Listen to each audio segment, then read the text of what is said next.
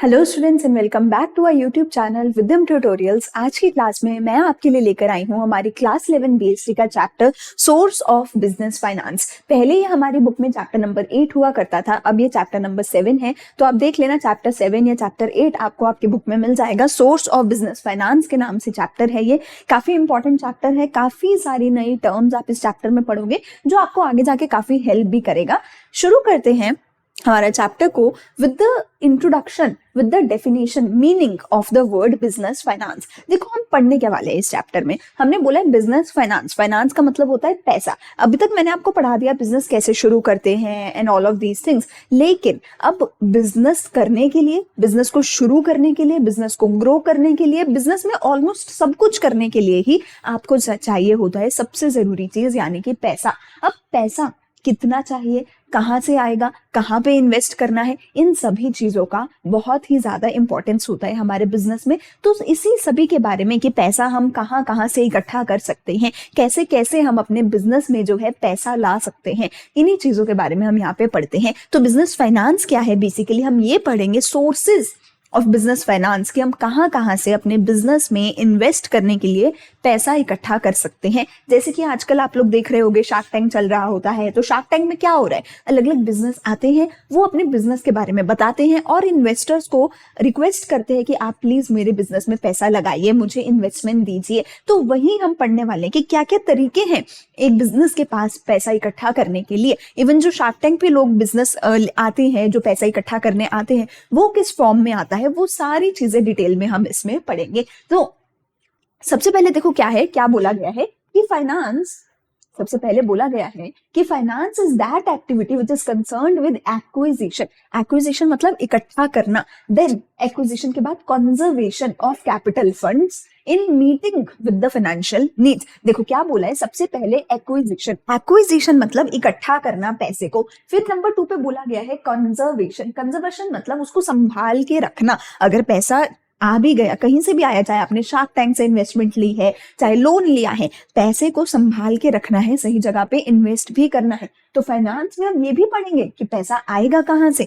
पैसे को संभालना कैसे है, क्यों कर रहे हैं हम ये सब, ताकि हमारे बिजनेस की जितनी भी फाइनेंशियल नीड्स है वो पूरी हो सके एंड ओवरऑल जो हमारे बिजनेस का ऑब्जेक्टिव है वो पूरा हो सके। तो ओवरऑल मैंने आपको बोला है बिजनेस में कुछ भी करना है आपको पैसे की जरूरत होती है। तो उसी चीज को हम यहाँ पे पढ़ेंगे। देखो पैसे को ही हम यहाँ पे फाइनेंस बोल रहे हैं और उसी के सोर्सेज हम पढ़ेंगे कि कहाँ कहाँ से हम पैसा इकट्ठा कर सकते हैं बिजनेस में लगाने के लिए। सो देखो, the initial capital contributed by the entrepreneur is not always sufficient to take care of all the financial requirements of the business। देखो क्या बोला गया है कि जब भी एक बिजनेस शुरू करते हैं तो बिजनेस शुरू करने से पहले हमें कुछ पैसा चाहिए होता है। हम पैसे को इन्वेस्ट करते हैं बिजनेस में। कौन करता है? एंटरप्रेन्योर, यानी कि कौन होता है, जो भी बिजनेस का होता है ओनर। तो बिजनेस शुरू करने से पहले जो ओनर होता है वो बिजनेस में कुछ ना कुछ पैसा लगाता है। लेकिन शुरू कर दिया बिजनेस, चलाना भी तो है, ग्रो भी तो करना है, एक्सपैंड भी तो करना है और ब्रांचेस भी तो खोलनी है। उन सभी चीजों के लिए एक बार फिर से पैसा चाहिए और ओनर के पास इतना पैसा नहीं होता कि वो हर बार अपने घर से, अपनी जेब से पैसा लेकर आए। इसीलिए हमें बिजनेस में और फाइनेंस की जरूरत पड़ती है। इसीलिए हम और सोर्सेज की तरफ देखते हैं। क्यों? क्योंकि जितना पैसा एक ओनर ने शुरू में, इनिशियल मतलब स्टार्टिंग में बिजनेस शुरू करते वक्त जितना पैसा ओनर ने लगाया वो हर बार सफिशिएंट नहीं होता सारी रिक्वायरमेंट्स को पूरा करने के लिए। तो इसलिए बिजनेस फाइनेंस चाहिए। ऑल्सो जब भी हम अपने बिजनेस को एक्सपैंड करते हैं, एक्सपैंड करना मतलब उसकी नई ब्रांच खोलना, एक नया ऑफिस बनाना, एक बड़ा ऑफिस बनाना, जब भी बिजनेस को एक्सपैंड करते हैं तो हमें पैसे की जरूरत होती है। तो टेक्निकली बिजनेस को शुरू करने में, बिजनेस को ग्रो करने में, बिजनेस को एक्सपैंड करने में, उसकी नई ब्रांचेस खोलने में, हर चीज में हमें पैसा चाहिए। एक ओनर अपने घर से थोड़ा बहुत पैसा ले आएगा, पर एक ओनर के पास हजारों करोड़ों रुपए नहीं होंगे बिजनेस में इन्वेस्ट करने के लिए। तो इसलिए ओनर और सोर्सेज की तरफ देखेगा पैसे के लिए। कौन से सोर्सेज की तरफ देखेगा, उसी की हम यहाँ पे बात कर रहे हैं इस चैप्टर में। अगली चीज आती है मेरे पास, देखो fixed capital requirement and working capital requirement. देखो सबसे पहले हमें ये समझना है कि पैसा क्यों चाहिए, कहां से आएगा वो तो मैं आगे बताऊंगी, पर पैसा चाहिए क्यों। तो बेसिकली 2 चीजों के लिए हमें पैसा चाहिए होता है, एक फिक्स्ड कैपिटल के लिए और एक वर्किंग कैपिटल के लिए। अभी तक तुम सभी को, बच्चों को ये पता होगा कि कैपिटल का क्या मतलब होता है। एक ओनर जितना भी पैसा बिजनेस में लगा रहा है उसको हम बोलते हैं बिजनेस की कैपिटल। अब ये जो कैपिटल है, जो ओनर पैसा लगा रहा है बिजनेस में, ये दो तरीके की हो सकती है, फिक्स्ड और वर्किंग। फिक्स्ड का मतलब होता है हमें ऐसी चीजें खरीदनी है, ऐसे एसेट्स खरीदने हैं जो लॉन्ग टाइम तक बिजनेस में चलेंगे, यूजुअली 1 साल से ज्यादा जो बिजनेस में चलने वाले हैं। जैसे कि अगर बिजनेस को प्लांट एंड मशीनरी खरीदनी है, बिजनेस को बिल्डिंग खरीदनी है, लैंड खरीदना है, फर्नीचर खरीदना है, लॉन्ग टर्म के लिए अगर बिजनेस को सामान चाहिए, एसेट चाहिए, लॉन्ग टर्म के लिए अगर बिजनेस को पैसा चाहिए, उसको मैं क्या बोल रही हूँ, फिक्स्ड कैपिटल रिक्वायरमेंट। लेकिन हर बार लॉन्ग टर्म के लिए नहीं चाहिए होता ना, कई बार आपको अपने डे टू डे एक्सपेंसेस के लिए भी पैसा चाहिए होता है। डे टू डे एक्सपेंसेस मतलब रेंट भरना है, बिजली का बिल भरना है, पानी का बिल भरना है, एम्प्लॉयज की सैलरी देनी है, बहुत सारे डे टू डे खर्चे होते हैं। Normally day to day raw material वगैरह खरीदना है, इन सभी डे टू डे खर्चों के लिए भी हमें पैसा चाहिए होता है। इसी को मैं बोल रही हूँ वर्किंग कैपिटल रिक्वायरमेंट। तो देखो फिक्स्ड कैपिटल रिक्वायरमेंट क्या है कि funds are required to purchase fixed assets. Fixed asset खरीदने के लिए फंड्स चाहिए, जैसे कि land and building, plant and machinery, furniture वगैरह, इन सभी चीजों के लिए पैसा चाहिए फिक्स्ड एसेट्स को खरीदने के लिए। उसी को हमने यहाँ पे बोला है fixed capital requirement of any business. और ये एक लॉन्ग टाइम के लिए, एक लॉन्ग टाइम पीरियड तक बिजनेस में इन्वेस्टेड रहता है। लेकिन on the other hand working capital requirement देखो हमारी क्या कहती है, that funds are also required for the day to day operation। देखो ऊपर क्या था, फिक्स्ड एसेट, नीचे क्या है, डे टू डे ऑपरेशंस। जैसे कि अगर आपको अपने करंट एसेट, यानी कि जैसे अगर आपको अपनी इन्वेंट्री रखनी है, कोई आपको स्टॉक में सामान रखना है, बिल्स रिसीवेबल है, अपने करंट एक्सपेंसेस जैसे कि सैलरी, वेजेस, टैक्सेस, रेंट, इन सभी चीजों को डे टू डे अपने इन सभी खर्चों को करने के लिए आपको क्या चाहिए, वर्किंग कैपिटल की जरूरत होती है। तो आपको पैसा क्यों चाहिए, क्यों चाहिए पैसा? नंबर 1 फिक्स्ड कैपिटल के लिए, यानी कि फिक्स्ड एसेट्स खरीदने के लिए। नंबर 2 अपने डे टू डे काम करने के लिए, यानी कि वर्किंग कैपिटल में पैसा चाहिए। तो fixed capital and working capital के लिए हमें पैसा चाहिए होता है। अब बात आती है कि पैसा आएगा कहाँ से, क्या क्या सोर्सेज हैं। सोर्स मतलब कौन सी जगह से जो है एक बिजनेस के पास पैसा आ सकता है। देखो इसको हम बहुत सारे बेसिस पे क्लासिफाई करते हैं सोर्सेज ऑफ बिजनेस फाइनेंस को, पर तुम्हारे सिलेबस में सिर्फ और सिर्फ एक जो है बेसिस है क्लासिफिकेशन का, जो बेसिस है हमारा ओनरशिप के बेसिस पे। क्या बिजनेस में जहां से आप पैसा उठा रहे हो, अब देखो एक ओनर है बिजनेस का, ठीक है, किसी ने अपना बिजनेस शुरू किया है, अब उसको और पैसे की जरूरत पड़ रही है, तो अब वो बाहर जाएगा, लोगों से पैसा मांगेगा। अब 2 सिनेरियो हो सकते हैं। पहले सिनेरियो में ये जो ओनर है वो जिससे भी पैसा मांगेगा, वो दूसरा बंदा जो इस बिजनेस में इन्वेस्ट कर रहा है वो भी बिजनेस का ओनर बन जाएगा। दूसरे केस में वो बिजनेस का ओनर नहीं बनेगा। देखो मैंने क्या बोला कि हमारे पास ये पर्सन नंबर ए है, ठीक है जी, इनका एक छोटा सा बिजनेस है, इनका एक छोटा सा बिजनेस है, इनको इस बिजनेस में लगाने के लिए बहुत सारे पैसे की जरूरत है। तो ये क्या किया, ये गए मिस्टर बी के पास, ये गए मिस्टर बी के पास पैसा लेने के लिए। तो मिस्टर बी अब इनके बिजनेस में अगर इन्वेस्ट करेगा तो 2 केस हो सकते हैं। एक केस में मिस्टर बी ए के साथ इस बिजनेस का ओनर बन जाएगा, लेकिन दूसरे केस में मिस्टर बी सिर्फ पैसे देगा पर बिजनेस का ओनर नहीं बनेगा। तो अगर मिस्टर बी इस तरीके से पैसे दे कि वो बिजनेस में पैसे भी लगाएगा और ए के साथ साथ बिजनेस का ओनर भी बन जाएगा, तो उस सोर्स को हम बोलते हैं ओनर्स फंड। लेकिन अगर मिस्टर बी सिर्फ और सिर्फ पैसा लगाएगा पर ए के साथ ओनर नहीं बनेगा, ओनर फिर भी अगर सिर्फ मिस्टर ए ही रहेगा, तो हम ऐसी केस में क्या बोलेंगे, मिस्टर बी ने हमें क्या दिया है, बोरोड फंड्स दिए हैं। अभी इन सभी नामों का आपको मतलब समझ नहीं आएगा, इन्हीं के बारे में हम पूरे डिटेल में पूरे चैप्टर में बात करेंगे। उससे पहले डिटेल में समझते हैं ओनर्स फंड क्या है, बोरोड फंड्स क्या है। तो जैसे मैंने बोला, अगर मिस्टर बी बिजनेस में पैसा लगाएगा, इस तरीके से पैसा लगाएगा कि वो मिस्टर ए के साथ बिजनेस का ओनर भी बन जाएगा, तो हम बोलेंगे मिस्टर बी ने ओनर्स फंड दिए हैं। सो ओनर्स फंड क्या है, funds that are provided by the owners of an enterprise. की ओनर बन जाएगा मिस्टर बी पैसा देने के बाद। लेकिन हम कब बोलेंगे मैम कि मिस्टर बी ओनर बना या मिस्टर बी ओनर नहीं बना, हमें कैसे पता चलेगा?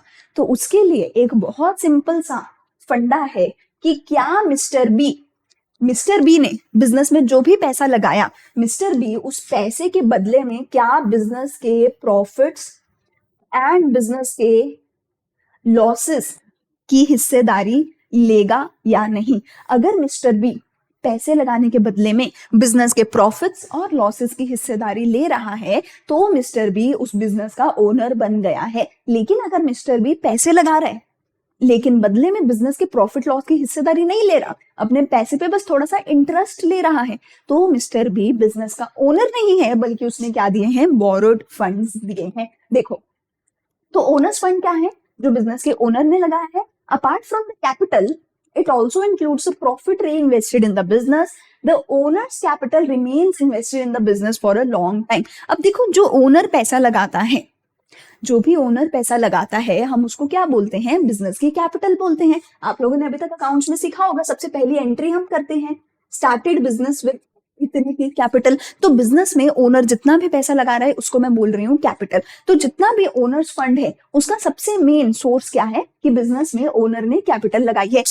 दूसरा तरीका ओनर्स फंड का है कि एक तो है ओनर अपने घर से पैसे लाया, उसने कैपिटल इन्वेस्ट कर दिया। दूसरा तरीका है कि जो भी बिजनेस में प्रॉफिट हुआ, अब कायदे से बिजनेस में जितना भी प्रॉफिट हुआ उसका क्या किया जाएगा, ओनर्स के बीच में बांट दिया जाएगा प्रॉफिट। लेकिन अगर हम उस प्रॉफिट को ना बांटें और उस प्रॉफिट को वापस से बिजनेस में ही री इन्वेस्ट कर दें, हमने क्या बोला कि बिजनेस में जितना भी प्रॉफिट हुआ, अगर मैं उस प्रॉफिट को ओनर्स के बीच में ना बांटूं और बिजनेस में ही वापस से री इन्वेस्ट कर दूं, तो वो भी मेरे ओनर्स फंड का एक टाइप बन जाता है। इसके अलावा जो हमारी ओनर्स फंड है वो बिजनेस में बहुत लॉन्ग टाइम के लिए इन्वेस्टेड रहती है। लॉन्ग टाइम का क्या मतलब है कि जब तक बिजनेस चलेगा तब तक ओनर को उसका इन्वेस्टमेंट का पैसा वापस नहीं करा जाएगा। अगर किसी दिन बिजनेस को बंद करने की नौबत आई तो ओनर ने जितना भी कैपिटल इन्वेस्ट करा है वो सारा उसको मिल जाएगा। लेकिन जब तक बिजनेस चल रहा है तब तक ओनर को उसका पैसा life time of the business में नहीं वापस मिलेगा। और बिजनेस तो कई बार 100 साल तक चलते हैं। सो हम नहीं बोल सकते बिजनेस कब बंद होगा, जब तक बिजनेस चलेगा तब तक ओनर का पैसा इन्वेस्टेड रहेगा and is not required to be refunded during the life period of business. So owner का पैसा हमें रिफंड नहीं करना पूरे बिजनेस के लाइफ टाइम में। Such capital forms the basis on which owners acquire the right of control of management. अगर owner business में कैपिटल लगा रहा है, पैसे लगा रहा है, तो ओनर हमारे बिजनेस में क्या करेगा, मैनेजमेंट भी करेगा। तो ओनर क्या करेगा, बिजनेस में मैनेजमेंट भी करेगा। एग्जाम्पल क्या है, issue of equity and retained earnings. अब इसके बारे में हम आगे डिटेल में पढ़ेंगे, तो अगर ये समझ नहीं आए हैं दोनों वर्ड्स, इसको चिंता करने की आपको कोई जरूरत नहीं है। अभी तक आपने क्या समझा, ओनर्स फंड बिजनेस में कौन लगाता है, नंबर 1 बिजनेस के ओनर लगाते हैं। नंबर 2 आप ये भी लिख सकते हो कि जो ओनर्स हैं वो बिजनेस के प्रॉफिट एंड लॉस की हिस्सेदारी लेते हैं। नंबर 3 आप ये लिखोगे कि ये बहुत ही लॉन्ग टाइम के लिए बिजनेस में इन्वेस्टेड रहते हैं। नंबर 4 जो ओनर्स हैं उनको बिजनेस को कंट्रोल करने का, बिजनेस में मैनेजमेंट करने का, बिजनेस में डिसीजन मेकिंग का, बिजनेस में वोटिंग का राइट मिलता है। आगे चलते हैं बोरोड फंड। बिल्कुल उल्टा, बिल्कुल उल्टा। जो भी बोरोड फंड देता है वो बिजनेस का ओनर नहीं बनता है। वो बिजनेस में हमें क्या दे रहा है, लोन दे रहा है, बोरोइंग दे रहा है, तो वो बिजनेस का ओनर नहीं बनता। वो बिजनेस का क्या बनता है, क्रेडिटर। जो हमें ओनर्स फंड देता है उसको हम क्या बोलते हैं, बिजनेस का ओनर। पर जो हमें बोरोड फंड देता है उसको हम बोलते हैं बिजनेस का क्रेडिटर,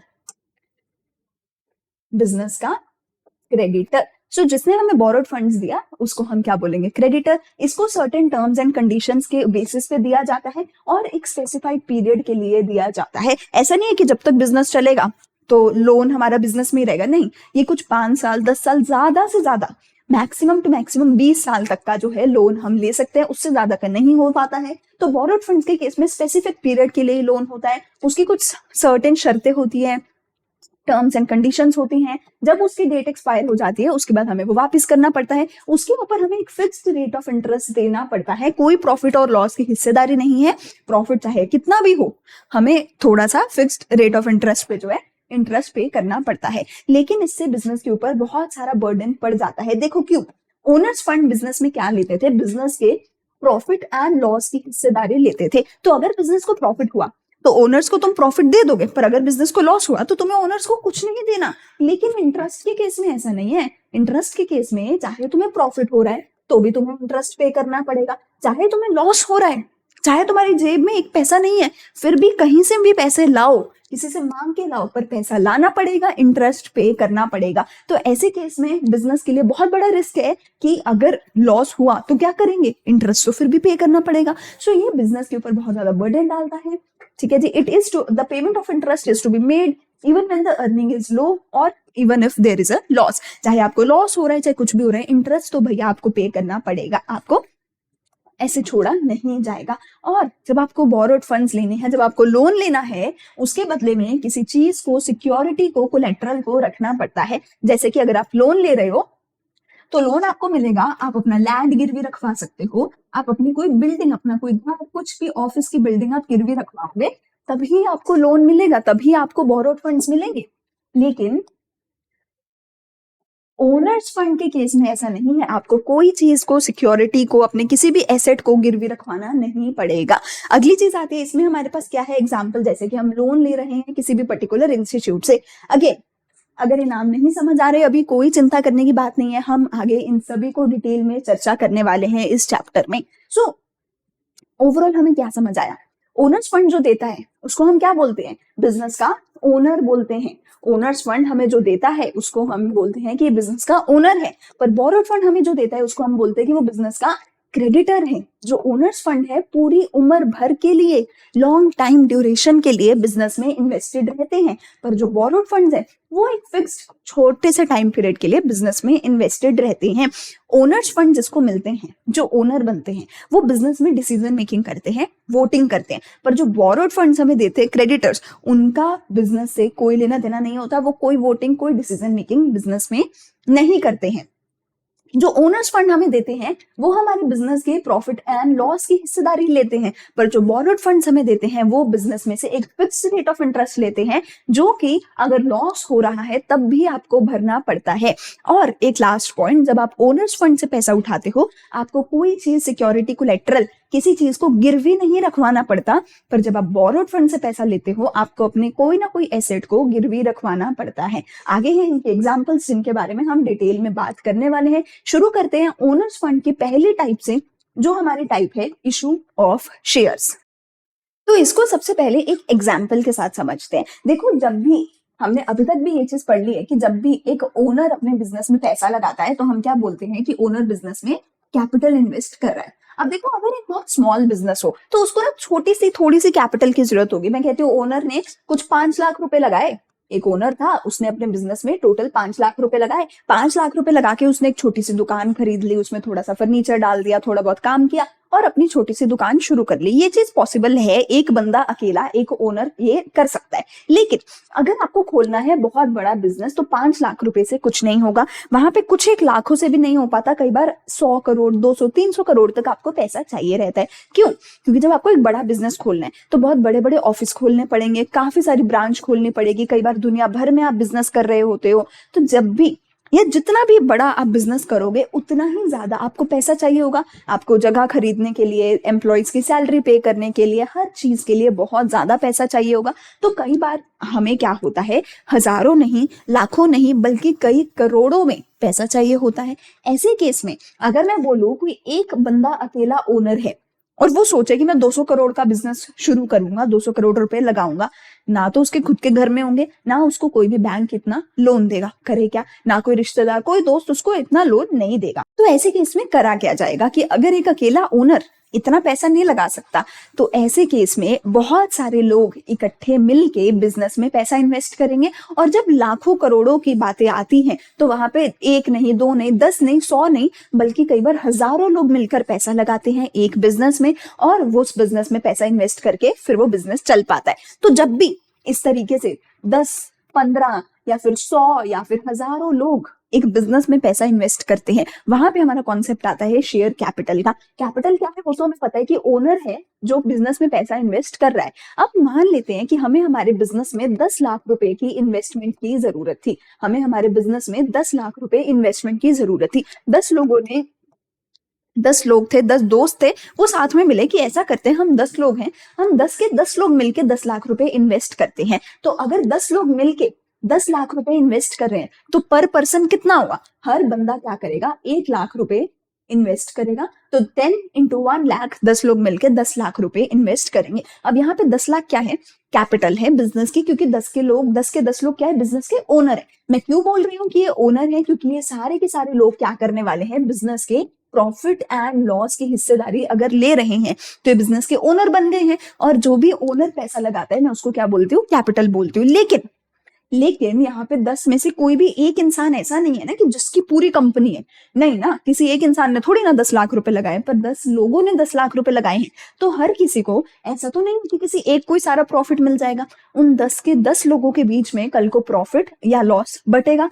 किस रेशो में बटेगा, कितना प्रॉफिट किसके पास आएगा, जितना जिसने पैसा लगाया है। यानी कि जैसे इस केस में हर किसी ने 1 लाख रुपए लगाए हैं, यानी कि हमारी जो टोटल कैपिटल थी 10 लाख रुपए, हमारी जो टोटल कैपिटल थी 10 लाख रुपए, अगर मैं देखूं इसका 10% हर एक इंसान ने इन्वेस्ट किया है। तो सभी के सभी जितने भी ओनर्स हैं 10 लोग, इन सभी को प्रॉफिट की कितनी हिस्सेदारी, कितना शेयर मिलेगा प्रॉफिट का, 10%। तो अगर मेरा प्रॉफिट हुआ है फॉर एग्जाम्पल 10,000 रुपए का, तो 10,000 का 10% यानी कि 1,000 रुपए प्रॉफिट जो है वो हर एक ओनर को मिलने वाला है। सो यहाँ पे इन्होंने क्या किया, बिजनेस की जो भी टोटल कैपिटल थी,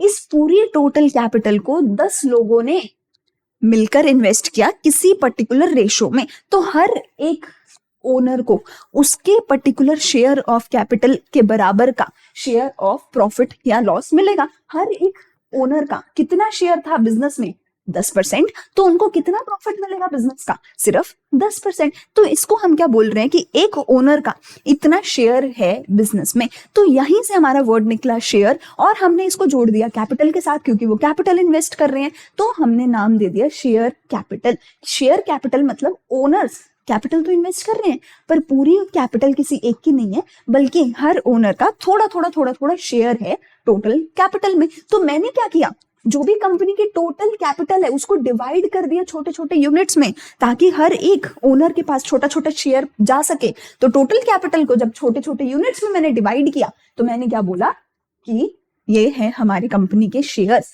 अब जो लोग ये शेयर्स खरीदेंगे, यानी कि ये 10 के 10 लोग जिन्होंने इस कंपनी में हिस्सेदारी डाली थी, कंपनी के शेयर्स खरीदे थे, इन 10 के 10 लोगों को हम क्या बोलेंगे, कंपनी के शेयर होल्डर्स। तो अगर एक company total 1 lakh share issue करे, टोटल 1 लाख शेयर एक कंपनी इशू करे और 10 रुपए का ईच शेयर हो, तो टोटल कंपनी की वैल्यू कितनी हुई कैपिटल की, 10 लाख रुपए। मतलब कंपनी ने 1 लाख शेयर इशू करे, यानी कि 1 लाख लोग अब उस बिजनेस में, उस कंपनी में अपनी हिस्सेदारी डाल सकते हैं। हर एक इंसान को कितना पैसा देना है, सिर्फ और सिर्फ 10 रुपए। यानी कि अगर आप इस कंपनी में 10 रुपए डालोगे तो आपको इस कंपनी की हिस्सेदारी मिल जाएगी, इस कंपनी की कैपिटल में शेयर मिल जाएगा। तो टोटल कैपिटल कितनी हुई बिजनेस की, 1 लाख लोगों ने 10 रुपए डाले, टोटल कैपिटल कितनी हो गई जी, 10 लाख रुपए। या फिर मेरी एग्जाम्पल में 10 लोगों ने 1 लाख रुपए डाले, तो भी कंपनी की टोटल कैपिटल कितनी हो गई, 10 लाख रुपए। तो टोटल कैपिटल में जब ओनर्स एक छोटा अपना शेयर डालते हैं, उसको हम बोलते हैं कंपनी की शेयर कैपिटल। अब ये जो शेयर कैपिटल है 2 तरीके की होती है, equity and preference share capital. इनके बारे में आगे हम डिटेल में समझते हैं। पहली चीज मेरे पास आती है इक्विटी शेयर कैपिटल। देखो, कोई भी कंपनी, चाहे आप दुनिया की कोई भी कंपनी उठा लो, इक्विटी शेयर कैपिटल के बिना कोई भी कंपनी शुरू भी नहीं हो सकती। क्यों? क्योंकि कंपनी को शुरू करने के लिए सबसे पहले एक ओनर को तो पैसा लगाना पड़ेगा ना। जो भी कंपनी को शुरू कर रहा है बंदा, वो कुछ ना कुछ तो पैसा लगाएगा ना, फ्री में तो कंपनी शुरू नहीं कर लेगा ना। कंपनी को रजिस्टर करवाने के लिए, जगह खरीदने के लिए ओनर को सबसे पहले पैसा लगाना पड़ेगा। ओनर कौन है? ओनर वही है जिसने कंपनी में इक्विटी शेयर खरीदे हैं, यानी कि जिसने कंपनी की इक्विटी शेयर कैपिटल में पैसा लगाया है। तो यहाँ पे मैंने जितने भी लोगों की बात करी है, 10 के 10 लोग यहाँ पे क्या थे, कंपनी के इक्विटी शेयर कैपिटल होल्डर्स थे। इक्विटी शेयर होल्डर्स थे। इक्विटी शेयर मतलब कि वो कैपिटल एक बिजनेस की जो कंपनी के एक्चुअल ओनर्स, बिजनेस के एक्चुअल ओनर्स लगा रहे हैं बिजनेस में। तो it is the most important source, सबसे जरूरी सोर्स यही है। जैसे कि यहाँ पे अगर 1 लाख लोग थे, उन्होंने 10 रुपए हर बंदे ने लगाए, तो ये 1 लाख लोग क्या बन गए, कंपनी के इक्विटी शेयर होल्डर्स, वो 10 लाख लोग क्या बन गए? Equity share holders. तो इक्विटी शेयर सबसे इंपॉर्टेंट कैपिटल है, ये प्री रेक्विजिट है। प्री रेक्विजिट मतलब इसके बिना कंपनी शुरू नहीं हो सकती। लोन के बिना कंपनी शुरू हो सकती है, प्रेफरेंस शेयर के बिना कंपनी शुरू हो सकती है, पर इक्विटी शेयर के बिना कंपनी शुरू नहीं हो सकती। इक्विटी शेयर होल्डर्स होने जरूरी है। अब जो भी इक्विटी शेयर्स होते हैं, जो भी इक्विटी शेयर होल्डर्स होते हैं कंपनी में, जो भी ओनर्स होते हैं, उनको क्या मिलता है? उनको सबसे पहले जो टोटल कैपिटल है कंपनी की, जैसे कि हम कितनी बोल रहे थे, 10 लाख रुपए, जितनी भी टोटल कैपिटल है कंपनी की, उनको इस कैपिटल में अपना कुछ ना कुछ पैसा इन्वेस्ट करना पड़ेगा, हिस्सेदारी अपनी लेनी पड़ेगी उसमें। उसके बदले में उनको क्या मिलेगा? उनको सबसे पहली चीज इसके बदले में मिलती है प्रॉफिट या फिर लॉस का शेयर। नंबर 2 पे उनको मिलती है कंपनी में वोटिंग का राइट। नंबर 1 उनको क्या मिलता है कंपनी में? प्रॉफिट या लॉस का शेयर। एंड नंबर 2 उनको कंपनी में क्या मिलते हैं? वोटिंग राइट्स मिलते हैं। नंबर 3 इसके बदले में कंपनी अपने किसी भी एसेट को गिरवी नहीं रखती है। नंबर 4 जैसे हमने ओनर्स फंड में पढ़ा था, अगर तुम लोग को याद है, हमने ओनर्स फंड में क्या पढ़ा था? कंपनी के जीते जी, कंपनी की लाइफ टाइम में कंपनी कभी ओनर्स फंड वापस नहीं करती। और इक्विटी शेयर क्या है? कंपनी के ओनर्स फंड्स ही तो है। देखो यहाँ पे हमने लिखा हुआ है इशू ऑफ इक्विटी शेयर। तो कंपनी जब तक चल रही है, इक्विटी शेयर होल्डर्स को उनका पैसा वापस नहीं मिलेगा। देखो आप एक बार ओनर्स फंड के ये सारे फीचर्स याद कर लो।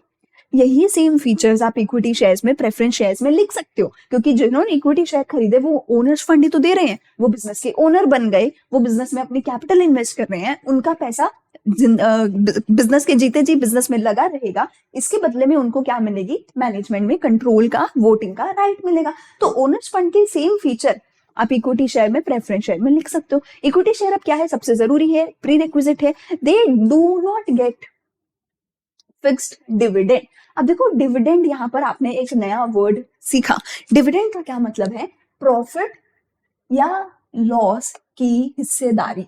इसकी हिस्सेदारी जब आपको मिलती है उसको हम क्या बोलते हैं? डिविडेंड। फॉर एग्जाम्पल, जब भी हम अपने इक्विटी शेयर होल्डर्स को प्रॉफिट बांटते हैं, हम ये नहीं बोलते कि हम प्रॉफिट दे रहे हैं, ये लो बेटा हमारा प्रॉफिट ले लो। हम ये बोलेंगे कि देखो मेरी कंपनी आपको, शेयर होल्डर को क्या दे रही है? डिविडेंड दे रही है। तो एक कंपनी की जो भी मैनेजमेंट है, जब भी वो शेयर होल्डर्स के बीच में प्रॉफिट बांटती है, तो शेयर होल्डर्स को ये नहीं बोलती कि ये लो प्रॉफिट ले लो, वो ये बोलते हैं कि ये लो कंपनी ने डिविडेंड दिया है, डिविडेंड ले लो। So dividend is just another name for division of profit and loss amongst all the equity shareholders। लेकिन फिक्स नहीं है कितना डिविडेंड मिलेगा। अगर आपको प्रॉफिट हुआ है, पहली चीज तो अगर आपको प्रॉफिट हुआ है तभी आपको डिविडेंड मिलेगा। अगर लॉस हुआ है तो ऑब्वियस सी बात है ना, जब प्रॉफिट हुआ ही नहीं, डिविडेंड क्यों मिलेगा? कुछ भी नहीं मिलेगा। तो आपकी जेब खाली है, नंबर 1। ठीक है। नंबर 2, प्रॉफिट हुआ है, मैं कह रही हूँ 10 करोड़ का, पर कंपनी कहती है मैं ना सारा 10 करोड़ बांटना नहीं चाहती, मैं चाहती हूँ इसमें से थोड़ा पैसा कंपनी में ही पड़ा रहे और कंपनी उसको आगे इन्वेस्ट कर दे ताकि कंपनी को और फायदा हो, कंपनी और ग्रो करे। तो ऐसे केस में कुछ जरूरी नहीं है कि जितना प्रॉफिट हुआ 10 का 10 करोड़ शेयर होल्डर्स को देना पड़ेगा। नहीं, तुम्हारी मर्जी, तुम 10 करोड़ में से सिर्फ 1 करोड़ दे दो शेयर होल्डर्स को, बाकी तुम कंपनी में ही रख लो। कोई किसी के साथ मजबूरी नहीं है कि इतना प्रॉफिट है देना ही पड़ेगा। नहीं, आपको जितना भी प्रॉफिट हुआ है आपकी मर्जी है, आप इक्विटी शेयर होल्डर्स के बीच में जितना बांटना चाहो बांटो, नहीं बांटना चाहो मत बांटो। जब बांटोगे तो हम क्या बोलेंगे? कंपनी ने आपको डिविडेंड दिया है। लेकिन इक्विटी शेयर के केस में ये जो डिविडेंड है ये कभी भी फिक्स नहीं होता। किसके केस में फिक्स नहीं होता? इक्विटी शेयर के केस में ये डिविडेंड फिक्स नहीं होता है। अगर लॉस हुआ फिर तो कुछ नहीं मिलेगा, लेकिन अगर प्रॉफिट हुआ तो भी पक्का नहीं है कि कुछ मिलेगा, तो भी पक्का नहीं है। So dividends paid on the basis of earning by the company. जितनी अर्निंग हुई है उसके बेसिस पे सोचा जाता है। अगला पॉइंट मेरे पास आता है, they are referred to as the residual owners. Residue का मतलब क्या होता है? बचा खुचा। रेजिड्यू का मतलब कि बचा खुचा जो भी पीछे है हम उसको बोलते हैं कि रेजिड्यू बच गया। देखो इनको हम क्या बोल रहे हैं? Residual owners. मतलब देखो पहली चीज, इन्होंने एक कंपनी में पैसा इन्वेस्ट करा, ठीक है, इनको इनका इन्वेस्टेड पैसा कब वापस मिलेगा? जब कंपनी बंद होगी तब वापस मिलेगा, वरना तब तक तो इनका पैसा कंपनी के पास ही रहेगा। जब तक कंपनी चलती रहेगी इनको इनका पैसा वापस नहीं मिलेगा। लेकिन अब मैं कहती हूँ मान लो कंपनी बंद हो गई, ठीक है, तो आप बोलोगे मैम अगर कंपनी बंद हो गई फिर तो इनको इनका सारा पैसा वापस मिल जाएगा ना। मैं बोलूंगी नहीं, तब भी जरूरी नहीं है कि इनको इनका पैसा वापस मिलेगा। क्यों?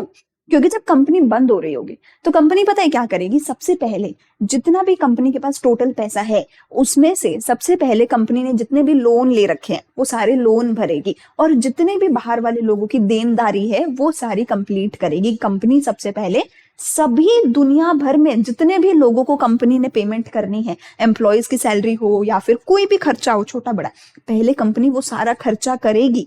जिन जिन लोगों का पैसा देने वाला है वो सबका पैसा देगी, और फिर जितना भी पैसा कंपनी के पास बचा उस बचे हुए पैसे में से इन इक्विटी शेयर होल्डर्स को इनका पैसा वापस करेगी। इसीलिए हमने इनको बोला रेजिड्यूअल ओनर, यानी कि बचा खुचा पैसा ही इनको मिलेगा। अगर नहीं बचा पैसा तो इनको कुछ नहीं मिलेगा। जितना पैसा बचा उसको इनके बीच में बांट दिया जाएगा जब कंपनी बंद होगी। तो पहली चीज, जब तक कंपनी चल रही है इनको इनका इन्वेस्टेड पैसा वापस नहीं मिलेगा, बस टाइम टू टाइम प्रॉफिट का हिस्सा मिलता रहेगा, टाइम टू टाइम डिविडेंड मिलता रहेगा।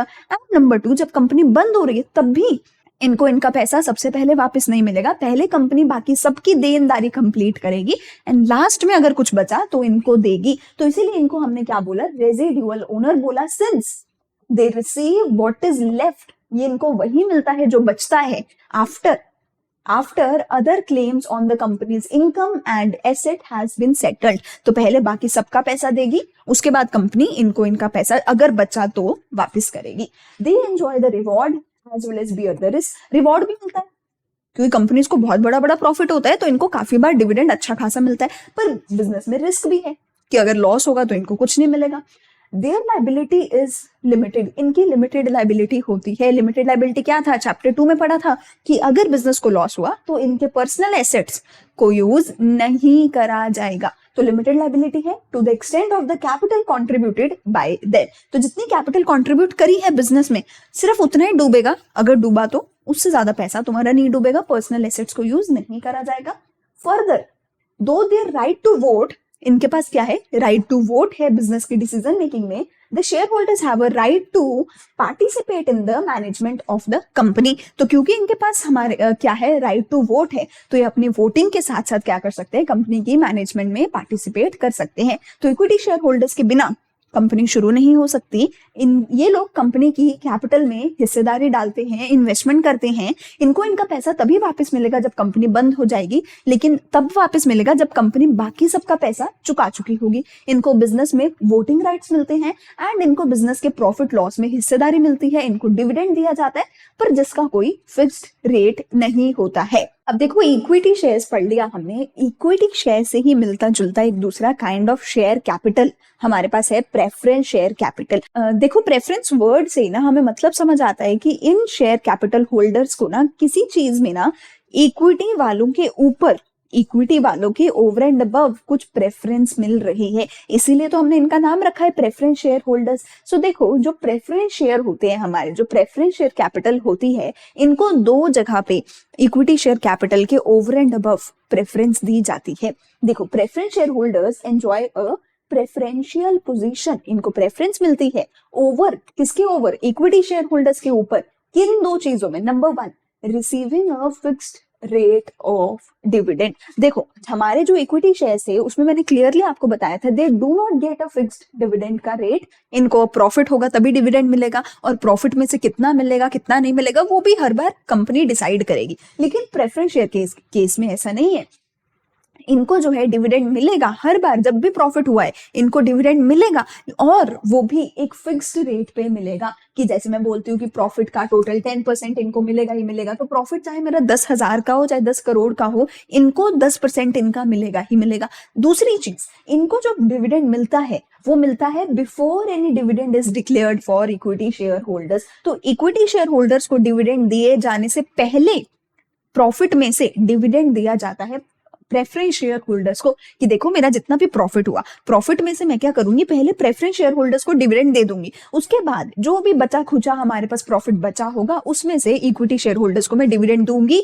अगर कंपनी का दिल किया तो। पर प्रेफरेंस शेयर होल्डर्स को एक फिक्स्ड रेट पे मिलता है। दूसरी चीज, जब कंपनी बंद होती है तो देखो, जब तक कंपनी चल रही है तब तक कंपनी कैपिटल में इन्वेस्ट करा हुआ पैसा वापस नहीं करती। जब कंपनी बंद होती है तो कैपिटल में इन्वेस्ट करा हुआ पैसा शेयर होल्डर्स को वापस करती है। लेकिन मैंने क्या बोला था, इक्विटी शेयर होल्डर्स तो क्या होते हैं, रेजिड्यूअल ओनर्स होते हैं। ये क्या होते हैं? रेजिडुअल ओनर्स होते हैं, इनको सबसे बाद में पैसा मिलता है। तो इनसे पहले पैसा किसको मिलता है? एक तो क्रेडिटर्स को जिनसे कंपनी ने लोन लिया होता है, और प्रेफरेंस शेयर होल्डर्स को। तो जब कंपनी बंद होती है, इनको इनकी कैपिटल मिलती है वापस। कब मिलती है? After the claim of the creditors. तो कंपनी सबसे पहले क्रेडिटर्स का पैसा वापस करती है जिनसे कंपनी ने लोन ले रखा है। उसके बाद कंपनी किसका पैसा वापस करती है? प्रेफरेंस शेयर होल्डर्स का पैसा वापस करती है। उसके बाद अगर पैसा बचा तो इक्विटी शेयर होल्डर्स को देगी, वरना इक्विटी शेयर होल्डर्स को कंपनी कोई भी पैसा नहीं देगी। सो इक्विटी शेयर होल्डर से पहले इनको डिविडेंड मिलता है और एक फिक्स्ड रेट पे डिविडेंड मिलता है इनको। और दूसरी चीज, जब कंपनी बंद होती है, जब कंपनी कैपिटल का पैसा वापस करती है, तो प्रेफरेंस शेयर होल्डर्स का पैसा पहले वापस करती है, उसके बाद इक्विटी शेयर होल्डर्स का पैसा वापस करती है। अब आप बोलोगे मैम फिर कोई इक्विटी शेयर में क्यों पैसा लगाएगा? फिर तो हर कोई प्रेफरेंस शेयर में पैसा लगाएगा ना। नहीं, इसकी एक डिसएडवांटेज भी है। डिसएडवांटेज क्या है कि इनको क्या है, वोटिंग राइट्स कंपनी में नहीं दिए जाते हैं। कंपनी की मैनेजमेंट में पार्टिसिपेट करने का, वोट करने का राइट इनको नहीं मिलता है, जो कि इक्विटी शेयर होल्डर्स को मिलता है। तो preference share holders and equity share holders के बारे में हमने पढ़ा। दोनों ही काफी ज्यादा इंपॉर्टेंट है एक कंपनी की कैपिटल के लिए, एक कंपनी के ओनर्स फंड का बहुत इंपॉर्टेंट पार्ट ये दोनों ही चीजें हैं। आगे चलते हैं हमारी last type of owner's fund, जो कि है रिटेन्ड अर्निंग्स। अब देखो मैंने क्या बोला था, कंपनी को अगर प्रॉफिट हुआ है तो कंपनी जरूरी नहीं है वो सारे का सारा प्रॉफिट जो है डिविडेंड की फॉर्म में शेयर होल्डर्स के बीच में बांट देगी। कई बार कंपनी को ये भी तो चाहिए ना कि यार प्रॉफिट तो हुआ है, पर मैं इस प्रॉफिट को ना अपनी ही कंपनी में री इन्वेस्ट कर लूं, ताकि मैं कंपनी को ग्रो कर सकूं, ताकि मैं नया ऑफिस खोलूं, नई ब्रांच खोलूं, ताकि मैं अपने खर्चे कर सकूं। तो कई बार कंपनी क्या करती है, जो प्रॉफिट है, प्रॉफिट से कंपनी या तो शेयर होल्डर्स को डिविडेंड दे देती है, या फिर उस प्रॉफिट को क्या करती है, कंपनी में री इन्वेस्ट कर देती है। अगर एक कंपनी ने अपने प्रॉफिट्स को डिविडेंड के फॉर्म में बांट दिया तो ठीक है, लेकिन अगर उसने डिविडेंड नहीं दिया और कंपनी ने अपने प्रॉफिट्स को अपने पास ही दोबारा से री इन्वेस्ट कर दिया, तो उसको हम बोलते हैं रिटेन करी हुई अर्निंग्स। रिटेन्ड अर्निंग्स की कंपनी ने प्रॉफिट बांटा नहीं बल्कि री इन्वेस्ट किया कंपनी में ही। So company generally does not, company usually सारे का सारा प्रॉफिट जो है शेयर होल्डर्स के बीच में नहीं बांटती है डिविडेंड के फॉर्म में। अपनी टोटल अर्निंग्स का कुछ पोर्शन कंपनी क्या करती है, अपनी कंपनी में ही, अपने बिजनेस में ही संभाल के रख लेती है, ताकि वो अपने फ्यूचर में उस प्रॉफिट से दोबारा से ग्रो हो सके, अपने नए बिजनेस को, नए ऑफिस खोल सके, नई ब्रांच खोल सके। इसी को हम क्या बोल रहे हैं, रिटेन्ड अर्निंग्स बोल रहे हैं। This is source of internal financing. Internal financing क्यों बोले? क्योंकि इस केस में आपको बाहर से किसी से पैसा लेने की जरूरत ही नहीं है। कंपनी ने काम किया, कंपनी ने प्रॉफिट कमाया, कंपनी अपने प्रॉफिट को खुद ही अपनी ग्रोथ के लिए यूज कर लेगी। तो कंपनी ने किसी से बाहर वाले से पैसा नहीं मांगा, तो कंपनी इसको सेल्फ फाइनेंसिंग या इंटरनल फाइनेंसिंग बोलती है। या फिर इसका एक और इंपॉर्टेंट नाम है जो काफी बार पेपर में आता है, जो कि है फ्लोइंग बैक ऑफ प्रॉफिट्स, कि प्रॉफिट्स को वापस से बिजनेस में इन्वेस्ट कर दिया। क्या है? फ्लोइंग बैक ऑफ प्रॉफिट्स, एक और इसका इंपॉर्टेंट नाम है। ठीक है, अगली चीज, the profits available for flowing back. Flowing back मतलब वापस बिजनेस में री इन्वेस्ट करने के लिए जो प्रॉफिट अवेलेबल होंगे वो काफी चीजों पे डिपेंड करेंगे। जैसे कि पहली चीज के टोटल प्रॉफिट हुआ कितना है, क्योंकि अगर टोटल प्रॉफिट ज्यादा हुआ है तो आप बिजनेस में ज्यादा रिटेन कर सकते हो। अगर टोटल प्रॉफिट ही बहुत कम हुआ है तो बिजनेस में आप रिटेन भी कम करोगे। अगर प्रॉफिट हुआ ही नहीं तो रिटेन्ड अर्निंग्स का तो सवाल ही पैदा नहीं होता, बिजनेस में कुछ बचा ही नहीं सकते क्योंकि लॉस हुआ है। दूसरी चीज, डिविडेंड आपने कितना देना है। अगर डिविडेंड ज्यादा दिया तो रिटेन कम कर पाओगे, अगर डिविडेंड कम दिया तो रिटेन्ड अर्निंग में ज्यादा पैसा जा पाएगा। And lastly, age of the organisation. तो एज ऑफ द ऑर्गेनाइजेशन भी मैटर करती है। देखो, एक कोई फ्रेश और न्यू कंपनी है, जैसे कि जोमेटो जैसी, पेटीएम जैसी कोई नई स्टार्टअप टाइप कंपनी है, अभी उसको और ग्रो करना है, तो अभी उसका मेन गोल होगा कि वो अपनी कंपनी में पैसा अपना बचाए, प्रॉफिट अपनी कंपनी में ही री इन्वेस्ट करे ताकि वो और ग्रो हो सके। पर जो कई कई साल पुरानी कंपनियां हैं, टाटास की, ये सारी कंपनीज क्या करती है, डिविडेंड देती हैं, री इन्वेस्ट कम करते हैं, क्योंकि ये ऑलरेडी बहुत ग्रो कर चुके हैं, अब इनके पास ज्यादा ग्रोथ अपॉर्चुनिटीज बची नहीं है, तो ये डिविडेंड ज्यादा देती है, री इन्वेस्ट कम करती हैं। तो अगर कंपनी थोड़ी नई है, स्टार्टअप है, वो डिविडेंड नहीं देते, रिटेन्ड अर्निंग्स करते हैं। लेकिन अगर ओल्ड एस्टैब्लिश्ड कंपनी है तो वो रिटेन्ड अर्निंग्स नहीं करते, डिविडेंड ज्यादा देते हैं। अगर मैं रिटेन्ड अर्निंग्स के मेरिट्स की बात करूं तो इसके मेरिट का एक पहला पॉइंट है कि परमानेंट सोर्स ऑफ फंड है, क्योंकि रिटेन्ड अर्निंग कंपनी का ही पैसा था, कंपनी में ही लग गया, कंपनी ने किसी को वापस ही नहीं करना, तो ये परमानेंट सोर्स है। इसमें कोई भी आपको खर्चा, कोई कॉस्ट पे नहीं करनी, कोई इस पे इंटरेस्ट नहीं देना किसी को, ऐसा कोई खर्चा इसमें आपको नहीं करना है। ये जो फंड्स हैं इंटरनल ही होते हैं, किसी से बाहर से आपने पैसा नहीं लिया। तो जब बाहर से किसी से पैसा ही नहीं लिया तो आपको किसी की सुनने की जरूरत ही नहीं है। सो बहुत ज्यादा फ्रीडम और फ्लेक्सिबिलिटी ये फंड्स आपको देते हैं। It enhances the capacity of the business to absorb unexpected losses. अगर कल को अनएक्सपेक्टेडली लॉस हो गया, डरने की जरूरत नहीं है, आपके पास तो पहले से रिटेन्ड अर्निंग्स में रखा हुआ पैसा पड़ा है, तो आपको फ्यूचर में हेल्प करता है। It may lead to increase in the market price of the shares of a company. इसकी वजह से कई बार कंपनी के शेयर्स का भी जो है प्राइस बढ़ जाता है, क्योंकि जब लोगों को पता चलता है कि अरे कंपनी को तो इतना प्रॉफिट हुआ है, कंपनी ने प्रॉफिट को री इन्वेस्ट किया है, अब कंपनी ग्रो करेगी, तो कंपनी के शेयर्स का प्राइस बढ़ता है, जिसकी वजह से शेयर होल्डर्स को, ओनर्स को प्रॉफिट होता है। पर इसके कुछ लिमिटेशंस भी हैं, डिसएडवांटेजेस भी हैं। क्यों? क्योंकि अगर आप सारे का सारा पैसा कंपनी में ही री इन्वेस्ट कर दोगे, अगर तुम उस पैसे से डिविडेंड नहीं दोगे तो तुम्हारे शेयर होल्डर्स तंग हो जाएंगे, दुखी हो जाएंगे, डिससेटिस्फाइड हो जाएंगे। मैंने क्या बोला, जितना भी तुम्हें प्रॉफिट हुआ है या तो तुम उस प्रॉफिट से डिविडेंड दे दोगे या उस प्रॉफिट को री इन्वेस्ट कर दोगे। ठीक है, अब तुमने सोचो सारे का सारा प्रॉफिट जो था री इन्वेस्ट कर दिया, 100% डिविडेंड दिया ही नहीं इक्विटी शेयर होल्डर्स को, तो ऑब्वियसली वो तुमसे डिससेटिस्फाई हो जाएंगे और ऐसे के केस में लोग शेयर्स बेचने लग जाएंगे स्टॉक मार्केट में, जो कि किसी भी कंपनी के लिए अच्छी बात नहीं होती है। तो अगर तुम एक्सेसिव फ्लोइंग बैक करोगे, रिटेन्ड अर्निंग करोगे, तो तुम्हारे जो शेयर होल्डर्स है वो डिससेटिस्फाई हो जाएंगे, क्योंकि उनको डिविडेंड नहीं मिल पाएगा। दूसरी चीज अनसर्टेन है। रिटेन्ड अर्निंग्स आप सिर्फ तभी कर सकते हो जब प्रॉफिट है। अगर प्रॉफिट ही नहीं है, अगर तुम्हें लॉस हो रहा है, तो बिजनेस में बचा के क्या रखोगे? तो अगर बिजनेस में तुम्हें प्रॉफिट ही नहीं हो रहा, अगर लॉस हो रहा है, उस केस में रिटेन्ड अर्निंग्स का सवाल ही पैदा नहीं होता। तो ये काफी अनसर्टेन सोर्स है, क्योंकि जो प्रॉफिट्स हैं वो फ्लक्चुएट करते रहते हैं, कभी कम ज्यादा होते रहते हैं। Opportunity cost associated with this funds is not recognised by many firms. बहुत सारी कंपनीज को ये समझ ही नहीं आता कि अगर हमने अपने प्रॉफिट को अपनी कंपनी में बचा के ना रखा होता, मे बी डिविडेंड दे दिया होता, तो शायद ये उनके लिए अच्छा होता। पर कंपनीज को लगता है कि नहीं, अपना प्रॉफिट है, अपने पास रखेंगे तो शायद हमारे लिए ज्यादा बेहतर है। तो काफी सारी कंपनीज को अपॉर्चुनिटी कॉस्ट के बारे में अंदाजा ही नहीं होता कि क्या करना चाहिए, क्या प्रॉफिट्स को कंपनी में बचा के रखना चाहिए या डिविडेंड देना चाहिए। तो कंपनीज को इस चीज का बहुत बार अंदाजा ही नहीं होता है। इसके साथ हमारे सारे के सारे ओनर्स फंड्स के टाइप खत्म होते हैं। इसकी सेकेंड वीडियो में पार्ट 2 में हम बात करेंगे सारे के सारे बोरोड फंड्स के बारे में। आज की क्लास को हम यहीं पे खत्म करते हैं। इसमें हमने बात करी ओनर्स फंड क्या है, बोरोड फंड क्या है, बिजनेस फाइनेंस क्या है, working capital and fix capital requirements क्या है, एंड ओनर्स फंड की 3 types, equity shares, preference shares and retained earnings. अगर पूरी वीडियो अच्छी लगी तो लाइक करो, कमेंट करो, अपने फ्रेंड्स के साथ शेयर करो। कोई भी डाउट है तो आप कमेंट सेक्शन में पूछ सकते हो। हम मिलते हैं अगली वीडियो में इसके पार्ट 2 के साथ। Thank you, bye bye.